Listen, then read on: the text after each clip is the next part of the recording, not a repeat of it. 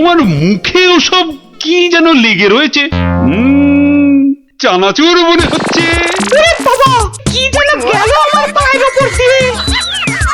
ইঁদুর, ইঁদুর ঢুকিয়াছে, ইঁদুর। ও ইঁদুর, বাঁচাও ইঁদুর। ওই তো ইঁদুরটা, ওই তো ইঁদুরটা। আরে না চেঁচিয়ে ধরো না বেটাকে। ওরে বাবা, আমার ফলের উপর লাফ দিল। বাবা, ঠিক তোমার পায়ের মাঝে দাঁড়িয়ে আছে, ধরো না। আরে সেনাপতি, একা না পারলে প্রহরীদের ডাকো। যা ফসকে গেল।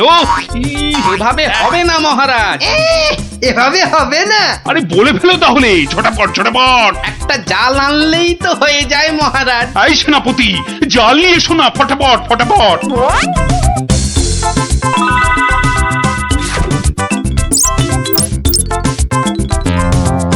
তাহলে দেখলেন তো মহারাজ, বুদ্ধি না খাটালে কোনো কাজই হয় না। আবার বড় বড় বকনি ঝাড়ছো। যদি তুমি এই রাজসভায় না থাকতে না, দেখতাম তুমি তোমার ওই পেট মোটা বুদ্ধির জোরে কতদূর কি করতে পারতে। মহারাজ, মন্ত্রী মশাই কিন্তু আমাকে হ্যাটা করছেন। হ্যাঁ, এই তো গোপালকে জব্দ করার একটা দারুণ সুযোগ পাওয়া গেছে। এটা নাকি তুমি ভয় পাচ্ছ গোপাল? তার বলতে মহারাজ, দেখছেন না গোপালের ভুঁড়িটা কেমন ভয়ে চুপসে গেছে। কিসের ভয়? কিসের ভয়? বুদ্ধি থাকলে মহারাজের রাজসভা আর হাটে বাজারের ময়দান সব এই গোপালের কাছে সমান। তাই নাকি? দেখছেন মহারাজ, দেখছেন গোপাল কিভাবে আপনাকে অপমান করছে। ও, তাহলে তো তোমার বুদ্ধির দৌড় দেখতেই হয়। হ্যাঁ, তাহলে বলুন কিভাবে আমি আমার বুদ্ধির দৌড় দেখাবো? বেশ, তাহলে আমি তোমার সব সম্পত্তি কেড়ে নিলাম এই মুহূর্তে। আয়, কে আছিস? এক্ষুনি গোপালের বাড়ি যা, গিয়ে টাকা পয়সা সোনা দানা যা আছে সব নিয়ে আয়। সে কি? আর এই অবস্থায় তোমার যা সম্পত্তি ছিল, এই ধরো গিয়ে 10,000, তার দ্বিগুণ করে আমার কাছে নিয়ে আসবে, ঠিক 1 মাসের মধ্যে। 1 মাসটা একটু কম হয়ে গেল না মহারাজ? যতই বেশি সময় নাও, এ কম্য তোমার নয় গোপাল। বেশ, দেখাই যাক। তা মহারাজ, ওই আমার তো এখন টাকা পয়সা কিছুই নেই, তাই বলছিলাম যে ওই ইঁদুরটাকে কি পাওয়া যাবে? হ্যাঁ, ইঁদুর বিড়াল যা পাবে সব নাও।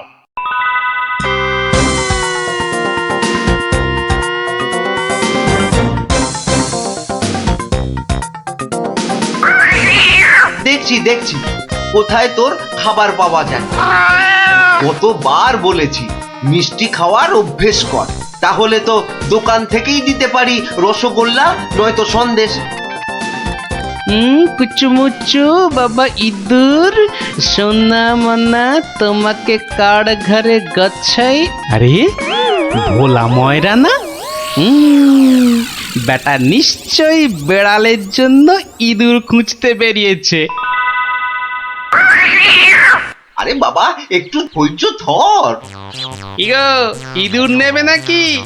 ভালো মোটা ফটকা ইঁদুর। সেই খুঁজতেই তো বেরিয়েছি। ও তা বাবা, ও কত দাম নেবে গো? বেশি না, মাত্র 5 টাকা। 5 টাকা একটা ইঁদুরের? রাজবাড়ির জন্য নিয়ে যাচ্ছি, তুমি চেনাশোনা লোক তাই বললাম ওই 5 টাকা। না নিলে থাক। না গোপাল, আমাকেই দাও বরং। এই নাও 5 টাকা।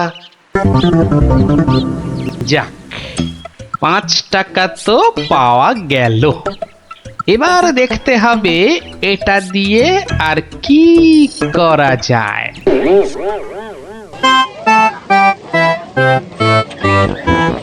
জল আছে, জল, সুন্দর খাবার জল, সঙ্গে আবার গুড়। এসো, খেয়ে যাও। এই দেখো খাবার জল, সঙ্গে আবার গুড় দিচ্ছি। এসো, সুন্দর জল আর তার সঙ্গে গুড় খেয়ে শরীর মন ঠান্ডা করো। আরে দাও। এসো।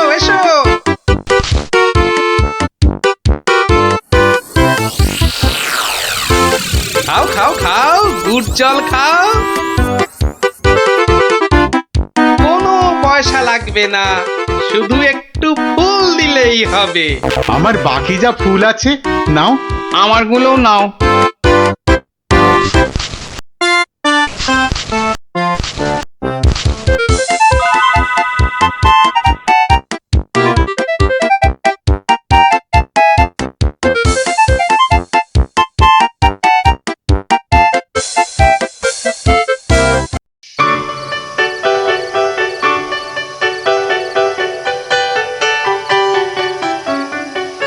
নাও নাও নাও, মালা গাঁথো, সব কটা মালা আবার হাঁটে নিয়ে বেচতে হবে। তুমি কোনো চিন্তা করো না, হ্যাঁ?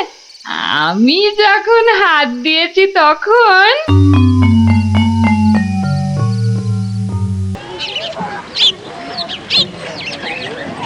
মালা আছে, মালা মাত্র 2 টাকায় বড় বড় রজনীর মালা।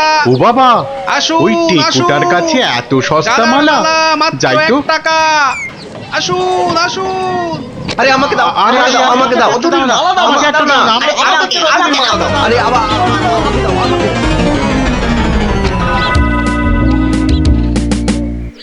দেখি 1 2 বাবা, পুরো 200 টাকা মাত্র একটা ইঁদুর থেকে। ভালোই হচ্ছে, তবে আরেকটু ভালো করে ব্যবসাটা করতে হবে। ও বাবা, এই দেখো আকাশ কালো করে এসেছে দেখছি। এটা মনে হচ্ছে যখন তখন বৃষ্টি নামবে। এই রে, বলতে বলতে নেমে গেল। রে বাবা, বাবা কি দাপট বৃষ্টি! ও সঙ্গে আবার কি ঝড়! দৌড়তে হবে, দৌড়ই দৌড়ই।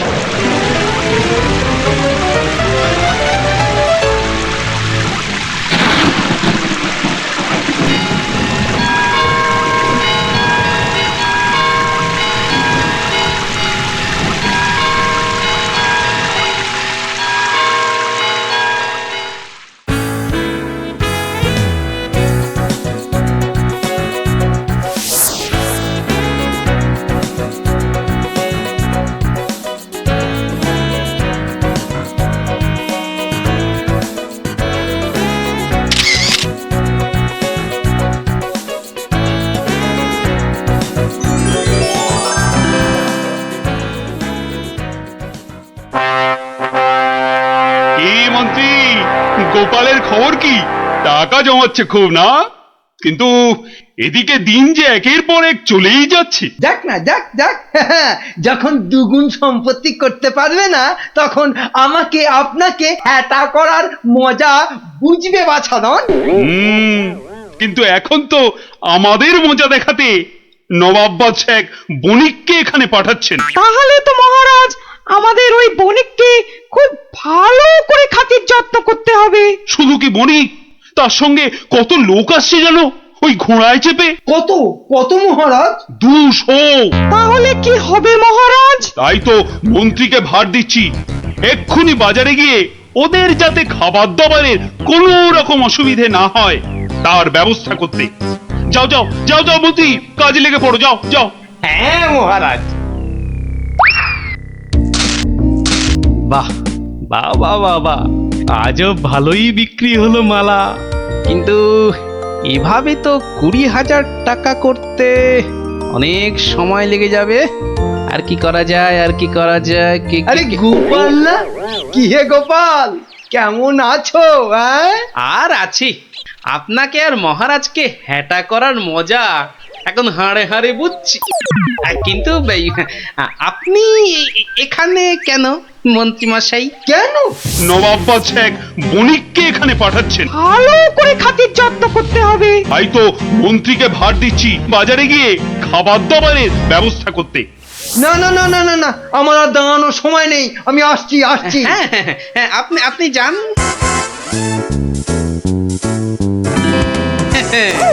200 ঘোড়া আসবে, মানে ঘোড়ার জন্য ঘাসও লাগবে।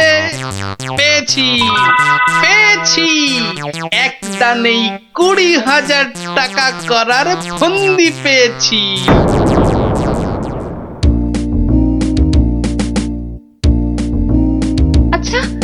আর কতক্ষণ এভাবে দাঁড়িয়ে থাকতে হবে বলো তো? ওই তো তোর ঘাস কাটা হয়ে গেছে, এবার এলো বলে ওরা। হ্যাঁ, ফুল আলাদের ছেড়ে এবার ঘাস কাটুরিতে ধরলে কেন? এসো এসো, গুড় জল খেয়ে শরীর মন ঠান্ডা করো। এসো এসো। বাবা বাবা বাবা গুড় জল, দারুন দারুন, চলো চলো গো চলো।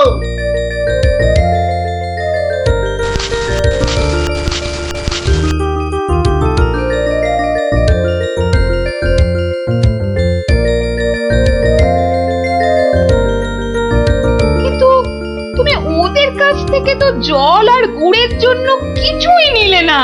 নেব নেব, কিন্তু কদিন পরে নেব। কি যে করছো আর কেনই বা করছো, কিছুই মাথায় ঢুকছে না আমার।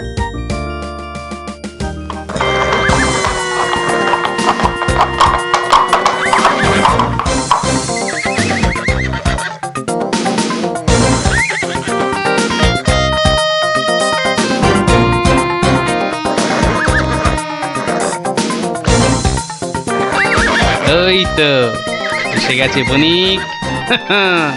এবার আমার খেল শুরু।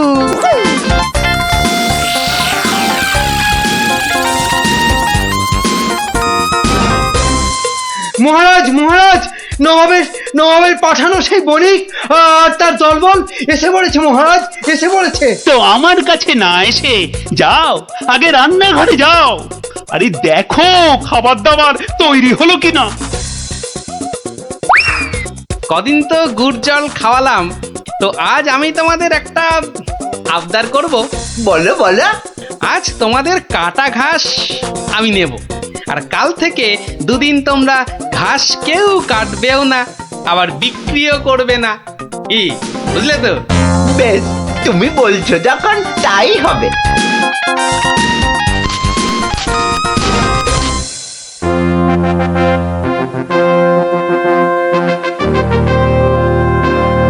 খান খান, এই খোদ খোদ নবাবের লোক, আপনারা মন প্রাণ দিয়ে খান, নইলে আবার নবাব বৎস আমার উপর গোসা করবেন।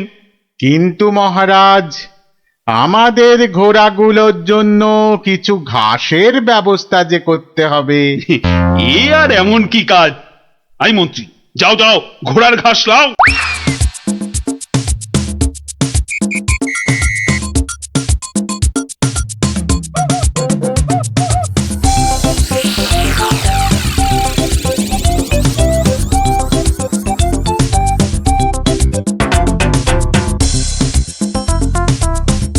কি রে বাবা, বাকি ঘাস কাটুরেরা গেল কোথায়? হ্যাঁ, ওরা সবাই কাজে ছুটি নিয়েছে মন্ত্রীমশাই। মানে? মানে আজ ঘাস বিক্রি করব শুধু আমি। ও, তা দাও দাও, তোমার সব ঘাস দিয়ে দাও তো, বণিকদের ঘোড়াদের খাবার।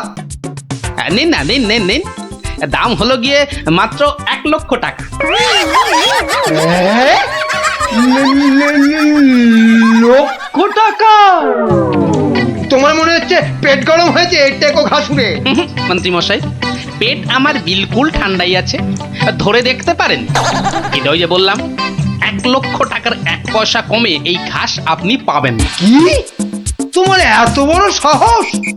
তুমি জানো এই ঘাস আমি নিতে এসেছি খোদ মহারাজের আদেশে। সে আপনি মহারাজ বা নবাব যার ভয় দেখান না কেন, এই ঘাস তো আমারই। তাই এই ঘাস আমি ওই 1,00,000 টাকার কমে কিছুতেই বিক্রি করব না, ব্যাস। এ তো মুহা ডেপো এক গুয়ে ঘাসুরে। হ্যাঁ, এখন এখন কি যে করি না, মহারাজের কাছেই যাই আবার।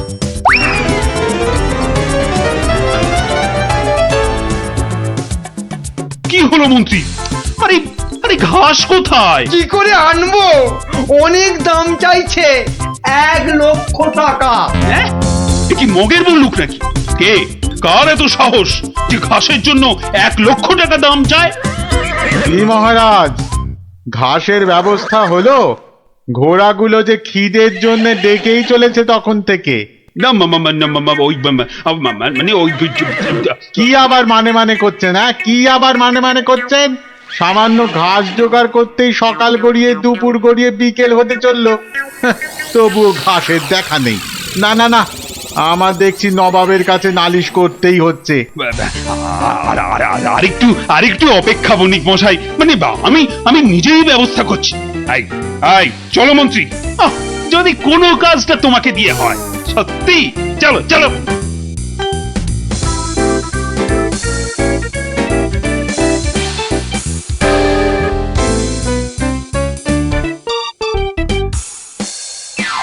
এই বেটে ঘাসুড়ে, তোমার এত সাহস, তুমি আমার কথা শুনেও ঘাস দাওনি? দেব না তো বলিনি, বলেছি 1,00,000 টাকা দাম দিলে দেব। এই ঘাসুড়ে, তোমার সব ঘাস আমি কেড়ে নেব। নিন মহারাজ নিন।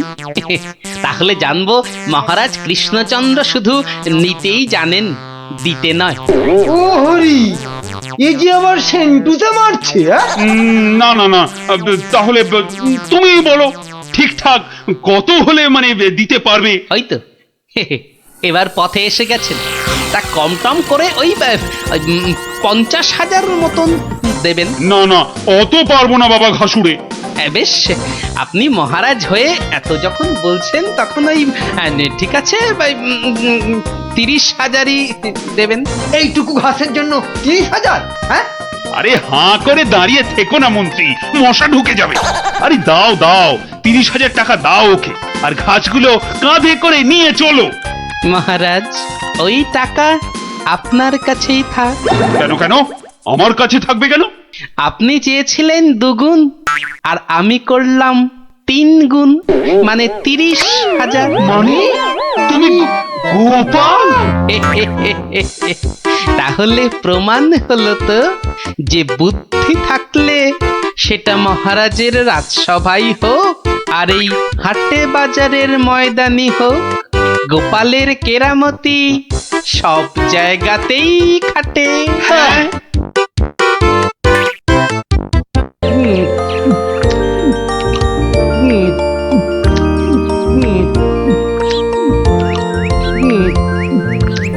কি গো গোপাল দাদু, খাওয়া হলো? আর কতক্ষণ বসে থাকবো? হ্যাঁ, আর খেতে হবে না, এবার শুরু করো তো তাড়াতাড়ি। ও গোপাল দাদু, একটা গল্প বলো না। আরে বলছি একটু জল খেয়ে নি।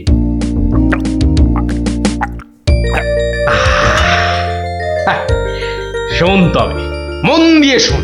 আমি তো মহারাজ কৃষ্ণচন্দ্রের রাজসভায় রোজই যাই, হাসি তামাশা করি, তা বেশ আনন্দেই দিন কাটছিল। তা কয়েকদিন হলো আমি শরীর খারাপের জন্য যেতে পারিনি, বুঝলি। সেই সময়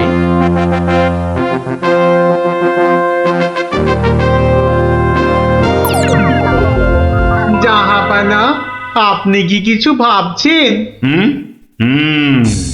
ভাবছি উজির, ভাবছি। কি ভাবছেন জাহাপানা? আচ্ছা উজির, হিন্দুদের কি একটা মহাকাব্য আছে না, কি যেন নাম? হিন্দুদের মহাকাব্য? কি যেন জাহাপানা, কি যেন নাম মহাকাব্যটার? খামোশ, প্রশ্নটা আমি তোমাকেই করেছি, উত্তরটা যদি আমি জানতাম তাহলে তোমার মতো একটা আহম্মকের কাছে কি জানতে চাইতাম? তাড়াতাড়ি বলো কি নাম? কি যেন মহাভারত জাহাপনা। মহাভারত! দেখেছেন, আমার সাথে থাকতে থাকতে এরাও কেমন পণ্ডিত হয়ে উঠেছেন। থামো। মহাভারত, একটা মহাভারত চাই। এই কথা আমি এক্ষুনি আনানোর বন্দোবস্ত করছি জাহাপানা। থামো, হিন্দুদের মহাভারত নিয়ে আমি কি করব? আমার একটা নবাবী মহাভারত চাই। নবাবী মহাভারত? নবাবী মহাভারত। তা কি করে সম্ভব জাহাপানা? সেসব আমি কিছুই শুনতে চাই না। চাই মানে চাই, আমার নবাবী মহাভারত চাই। আগে বুঝেছি জাহাপানা, চাপা খুঁজে ফেরে পরশ পাথর। কিছু বললে নাকি? না জাহাপানা, কি করা যায় দেখি। আমার মাথায় একটা মতলব এসেছে। শুনেছি মহারাজ কৃষ্ণচন্দ্রের সভায় নাকি অনেক পণ্ডিত আছেন। হ্যাঁ জাহাপানা, ঠিকই শুনেছেন। ওনাকে এক্ষুনি চিঠি লিখে আমার ইচ্ছেটা জানিয়ে দিন। জো হুকুম জাহাপানা, কিন্তু মানে কি লিখবো যদি একটু বলে দেন। যত সব অপদার্থ জুটেছে আমার সভায়, কি লিখবে সেটাও নাকি আমাকেই বলে দিতে হবে। লিখবে যত শীঘ্র সম্ভব আমাকে একটা নবাবী মহাভারত লিখে পাঠানো হোক, তার জন্য যা খরচ তা আমি সব দেবো, কিন্তু আমার নবাবী মহাভারত চাই। না পেলে কিন্তু সবার গর্দন যাবে। হুকুম জাহাপানা, আমি আজই চিঠি দিয়ে লোক পাঠাচ্ছি।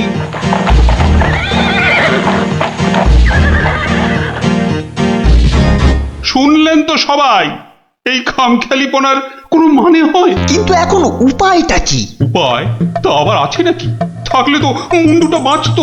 এখনই এত হতাশ হবেন না মহারাজ, কিছু একটা উপায় বার করতেই হবে। একটু ভাবতে হবে, ভাবতে হবে। আরে ভাবুন ভাবুন, আপনারাও সবাই মিলে ভাবুন। যদিও ভেবে লাভ নেই, তবু ভাবুন ভাবুন।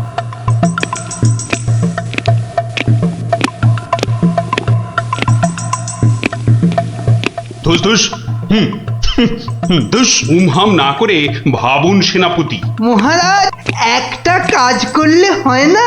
কি কাজ?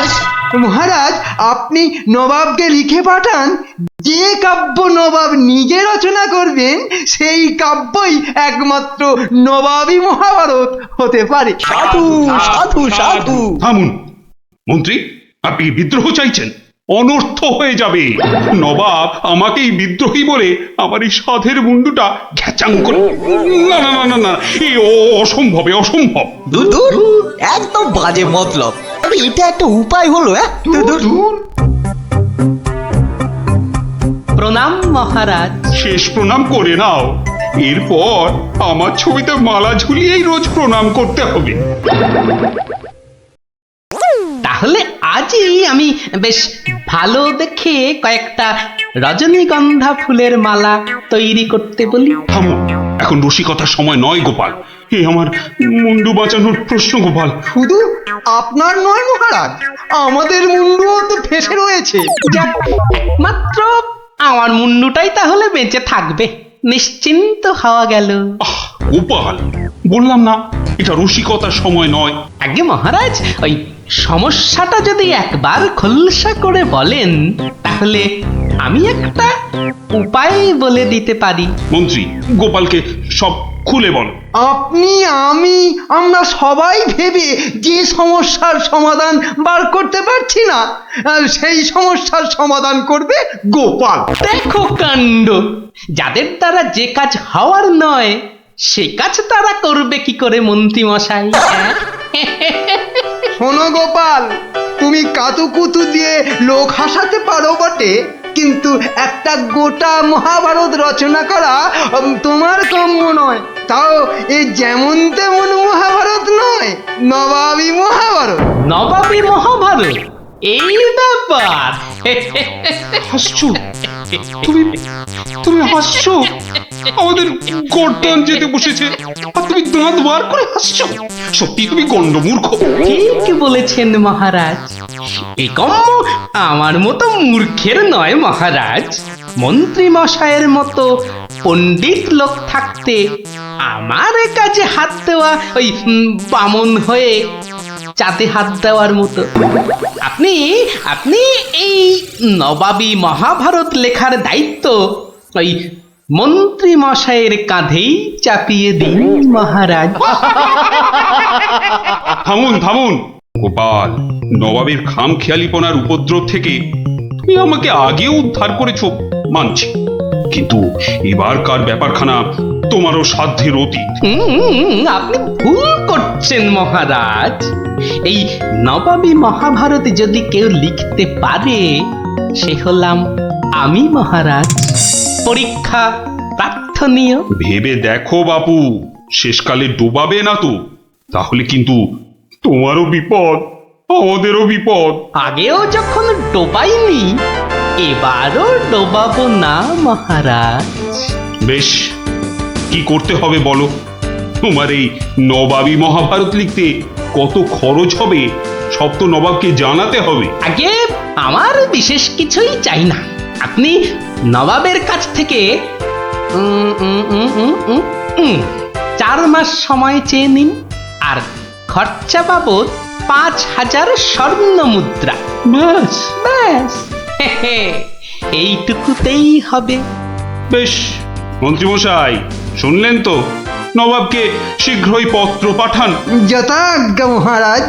তার নবাবী মহাভারত লিখবে কোথায়? ভাবছি বাড়িতে বসেই লিখব।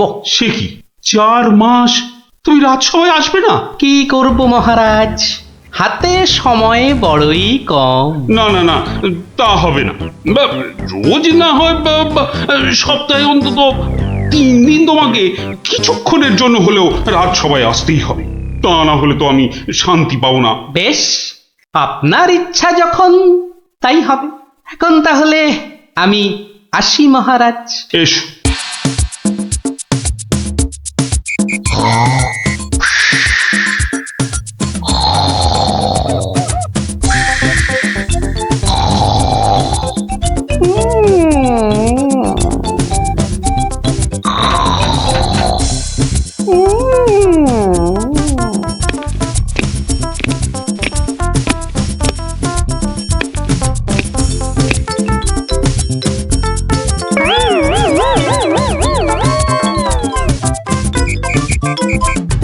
মন্ত্রীমশাই, গোপালের রচনা কতদূর?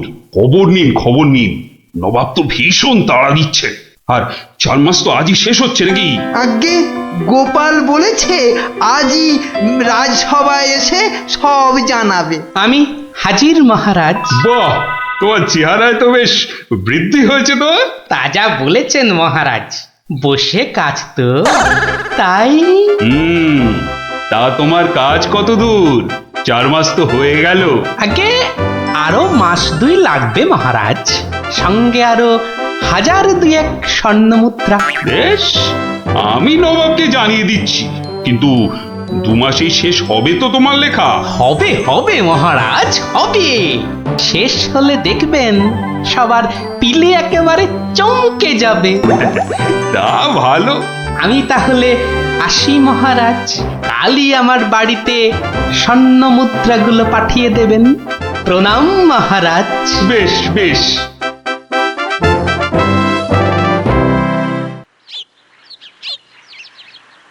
দেড় মাস পার হয়ে গেল, গোপালের খবর কি? এদিকে বয়েতে যে হাত পা সব পেটের ভেতর ঢুকে যাচ্ছে। তখনই বলেছিলাম ওই সব এলেবেলে গণ্ডমূর্খকে এইসব গুরুতর দায়িত্ব দেবেন না, শেষমেশ ও ডোবাবে, এই আমি বলে দিই। প্রণাম মহারাজ। এসো এসো গোপাল। এসব কি? বস্তা কেন? আগে এতেই তো রয়েছে সেই নবাবী মহাভারত। বস্তায়? আমাদের মহাভারত তো একটাই খণ্ড, তো নবাবী মহাভারতের জন্য 5-5টা বস্তা? আগে নবাবী মহাভারত তো, তাই মহারাজ অনেকগুলো খণ্ড হয়ে গেল। তা বেশ, তা তোমার কাজ তাহলে সম্পূর্ণ? আগে একটুখানি বাকি মহারাজ, সেটা ওই নবাবের কাছে গিয়েই সম্পূর্ণ করতে হবে। আপনি কালই আমার যাওয়ার ব্যবস্থা করুন মহারাজ। বেশ, যেমন তোমার ইচ্ছা।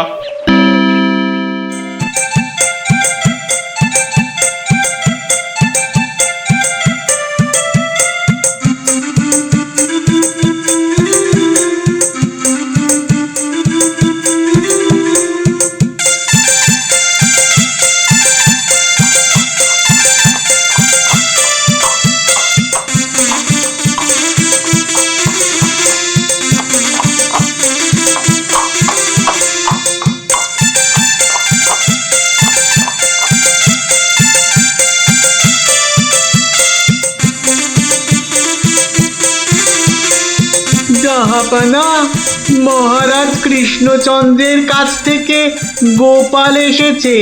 আদাব জাহাপনা। গোপাল, আসন গ্রহণ করুন। নবাবী মহাভারত এনেছেন? এনেছি, বাইরে গরুর গাড়িতে আছে হুজুর। হ্যাঁ, নবাবী মহাভারত গরুর গাড়িতে?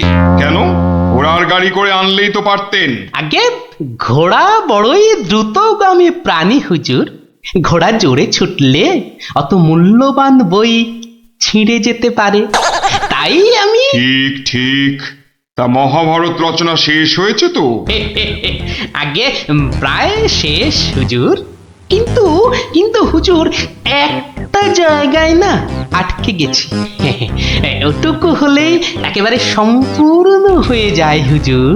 আটকে গেলেন কেন? আগে হুজুর একটি প্রশ্নের উত্তর জানি না বলেই অঘটনটা ঘটেছে হুজুর। এর উত্তর একমাত্র আপনার কাছেই আছে। প্রশ্ন? কি এমন প্রশ্ন বলো শুনি। আজকে আমাদের মহাভারতে ছিল দ্রৌপদীর পঞ্চস্বামী, মানে ওই 5 জন খসম ছিল। তাতে কি হলো? বলছি হুজুর, বলছি পঞ্চস্বামী মানে 5 খসম। তা আপনার বেগমের বাকি 4টি খসমের নামটা জানলেই আমার লেখা শেষ হয়ে যাবে হুজুর। তওবা তওবা তওবা, উফ, দূর হও দূর হও দূর হও। বলুন হুজুর, বলুন আপনার বেগমের বাকি স্বামীদের নাম কি? আমাকে তো লিখতে হবে হুজুর। ছিঁড়ে ফেলো, বলুন। ছিঁড়ে ফেলো। তোমার ওই মহাভারত চাই না। দেখো কাণ্ড। চাই না আমি। সে কি, এত কঠিন পরিশ্রমের সাধনার ফসল নষ্ট করে ফেলবো হুজুর? বললাম তো চাই না ওই ছাই ভস্য নবাবী মহাভারত। ফেলে দাও, ফেলে দাও। আমার এই মন্দ কপাল, ভেবেছিলুম নবাবী মহাভারত রচনা করে 5,000 স্বর্ণ মুদ্রা পুরস্কার পাবো, আর আপনি বলছেন ছিঁড়ে ফেলতে। না না, পুরস্কার তুমি পাবে, কিন্তু তোমাকে আর ওই ছাই ভস্য লিখতে হবে না।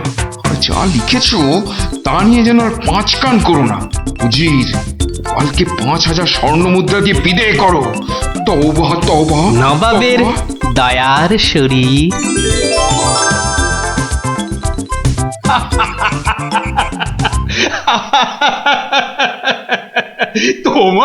তোমার জবাব নেই। কিন্তু ওই মহাভারতে তুমি কি লিখেছো তা জানতে যে খুব ইচ্ছে করছে।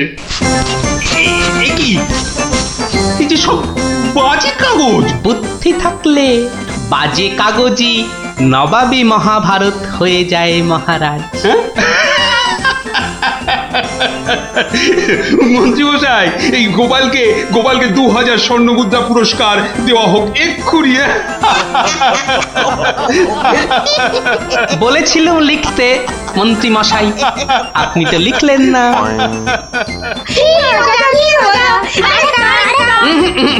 আজ আর নয়, তোরা এবার সব বাড়ি গিয়ে পড়তে বস। আমিও যাই, রাজসভায় যাই, দেখি আবার কিছু লিখতে হয় কিনা।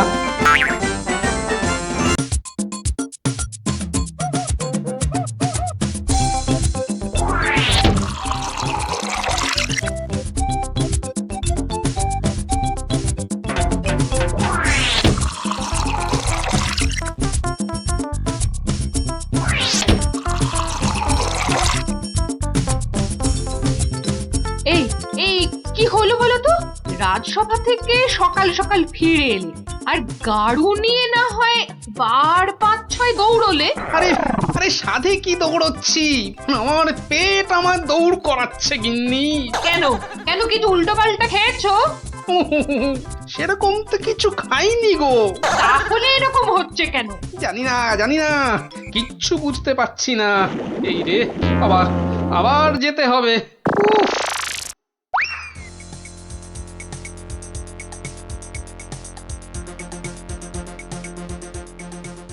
আমি বলি একবার রাজবৈদ্যর কাছে যাও না। এখন না, আমি একটু গাড়ু নিয়ে ঘুরে আসি, বুঝলে? তারপর তুমি আমার পেটে বাতাস করলেই দেখবে আমার পেট খারাপ বাতাসের মতো হাওয়া হয়ে যাবে। ন্যাক কাম না করে যাও তো যাও, গাড়ুর কাজটা করে।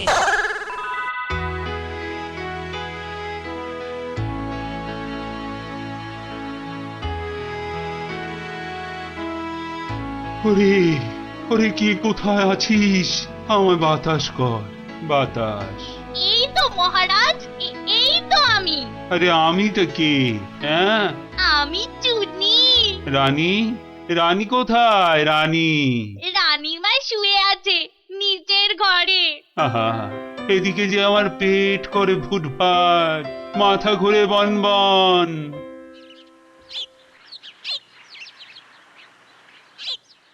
এই যে মহারাজ, ঘোল এনেছি, খেয়ে শান্ত হন। এসবে হবে না, হবে না, রাজবৈদ্যকে ডাকো, এক্ষুনি ডাকো, এক্ষুনি।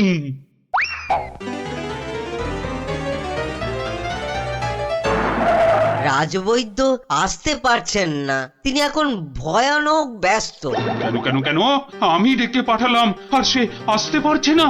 রাজ্য শুদ্ধ লোকের পেট করে গুরু গুরু। কি সব যে হলো শুরু! আমাশা মহারাজ, আমাশা, আমাশা মহামারীর আকার নিয়েছে। ডাকো ডাকো, মন্ত্রীকে ডাকো, সে একটা উপায় বের করুক এক্ষুনি।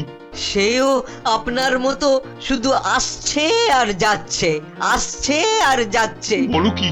আর আর আমার গোপাল, সে কোথায়? তাকে মাফ করুন মহারাজ, তারও একই হাল। সে এখন শুয়ে শুয়ে পেটে তার হাত পাকার বাতাস খাচ্ছে।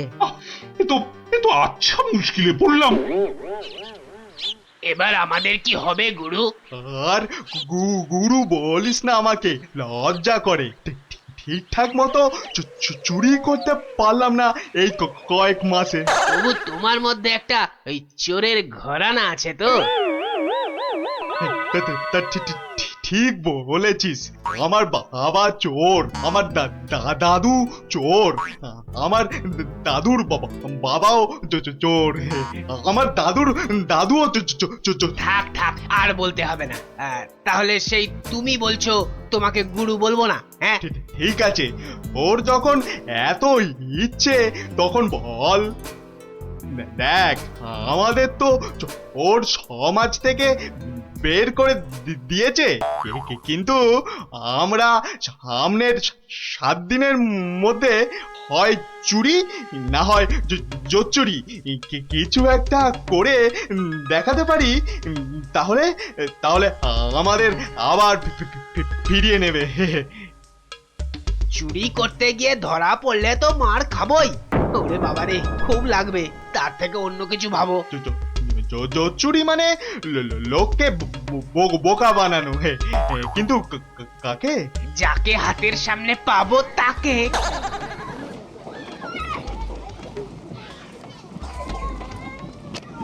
কিসের এত আওয়াজ বলো তো? রাজবৈদ্যের বাড়ির সামনে জটলা কেন রে? চল তো দেখি। মারা যাব রাজবৈদ্য মশাই, কিছু একটা উপায় করুন। সেই চেষ্টাই তো করছি। যাচ্ছে তাই হচ্ছে। সকাল থেকে না হোক 8 বার কাপড়ে চোপড়ে হুড়ি বাবা রে, মারা যাব। এই বড়িগুলো খাও, আর একদিন পুকুরের জল না খেয়ে নদী থেকে জল খাও। নদী? সে তো অনেক দূর। তা বললে তো হবে না, ওই নদীর জলই খেতে হবে। পেটের ব্যথায় মরে যাচ্ছি। তুমি তো এই কিছুক্ষণ আগেই ওষুধ নিলে।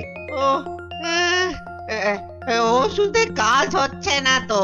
খুব চিন্তার কথা, তাহলে তো নতুন ওষুধ বানাতে হবে মনে হচ্ছে। এ কি গো গুরু? এ তো শুধু পিলপিল করে লোক আসছে আমাশার ওষুধ নিতে রে। তাহলে আমরাও তো আমাশার ওষুধ দিতে পারি গুরু। আলবাত পারি। চলো তাহলে, জোচ্চুরি করার এর থেকে ভালো সুযোগ আর পাবো না গুরু। কিন্তু তার আগে আমাদের একটু সাজগোজ করে নিতে হবে না রে?